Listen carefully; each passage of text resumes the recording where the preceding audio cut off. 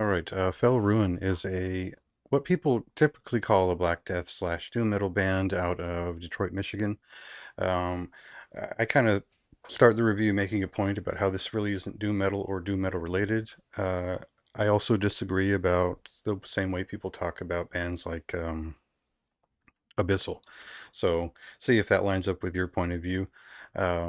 But it's not really the big point to make about this record. I think the point to make is that they've kind of found the right ratio of that sort of mathcore, technical death metal, death grind, 2000 or like mid 2000s kind of feeling with their more modern black and death metal influences, which tend to lean a little bit into the sludgier and I guess you would say dissonant, semi-dissonant side of things.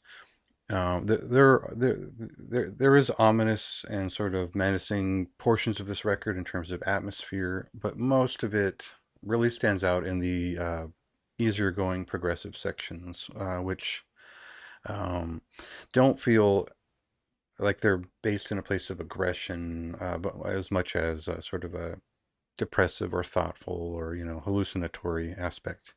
And this really comes out in the uh, it brings out the bass performances finally from their music, and I feel like they were so stacked back in the mix or pushed back in the mix in the previous two recordings that it really um, they smartly brought the bass and the drums fully into the presence of the guitars, so that they're equal feature, and that really is a strength of this music. And if you were to produce a record like Mastery's Valis in this same way, you would hear a lot of the same ideas and tones in it, I really feel like, because there is that sort of pinging drum sound in the background of that album.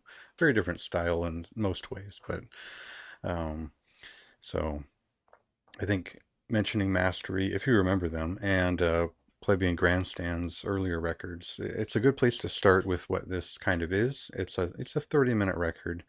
It's probably not something to sort of ponder too deeply over outside of its themes and its characterizations, and that's just for people who are nerds like that. It's a pretty quick, easy listen, and it's one that I found uh, pretty rewarding on several tiers as I sort of familiarized myself with it and appreciated the more oozing progressive movement of certain sections.